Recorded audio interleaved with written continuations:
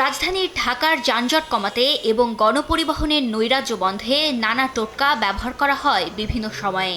নতুন নতুন পদ্ধতি প্রকল্প হাতে নেওয়া হয়, কিন্তু কাজের কাজ কিছুই হয়নি। এবং এটা বাস্তবায়নের জন্য এবার গণপরিবহনের শৃঙ্খলা আনতে ই-টিকেটিং ও কাউন্টার পদ্ধতিতে গাড়ি চলাচলের সিদ্ধান্ত নিয়েছে ঢাকা সড়ক পরিবহন মালিক সমিতি। স্ব রুটের পরিবহন কোম্পানির সঙ্গে আরবান টেক লিমিটেড চুক্তিবদ্ধ হয়ে এ কার্যক্রম বাস্তবায়ন করবে।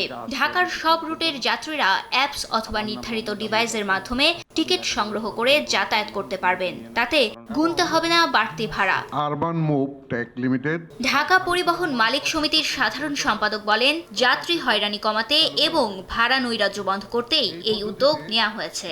ফ্যাসিস্ট সরকার যাত্রী দেশের জনগণের কল্যাণে কোনো কাজ না করে এই সেক্টরকে দলীয় অঙ্গ সংগঠনের মতো ব্যবহার করে বিশৃঙ্খল ও অসহনীয় করে তুলেছিল। ই-টিকিটিং ব্যবস্থাপনায় স্ব রুটে পরিবহন কোম্পানির সাথে আরবান মুভ টেক লিমিটেড চুক্তিবদ্ধ হইয়া পরিচালনার জন্য সার্বিক দায়িত্ব গ্রহণ করিয়াছেন। আগামী এক সপ্তাহের মধ্যে এই কার্যক্রম চালু করা হইবে। আইন শৃঙ্খলা বাহিনীর পক্ষ থেকেও এই উদ্যোগে সহযোগিতার আশ্বাস দেওয়া হয়।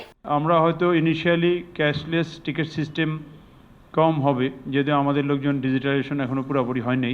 ভবিষ্যতে এটা পুরোপুরি ডিজিটালাইজেশন থাকবে। এখানে যদি কোনো কিছু ব্যত্যয় হয়, সেই ব্যত্যয় যাতে না হয় আমরা ডিএমপি ট্রাফিক সহ অন্যান্য সংস্থা সহযোগিতার হাত বাড়িয়ে দিব। এর আগে 2025-এর ফেব্রুয়ারিতে কাউন্টার ভিত্তিক বাস পরিষেবা চালু করলেও কয়েক মাসের ব্যবধানেই সেই প্রকল্প মুখ থুবড়ে পড়ে। ই-টিকেটিং ও কাউন্টার পদ্ধতি কতদিন টেকসই হয় সেটি হয়তো সময় বলে দিবে। ফারিয়া ফারুকী, সময় সংবাদ, ঢাকা।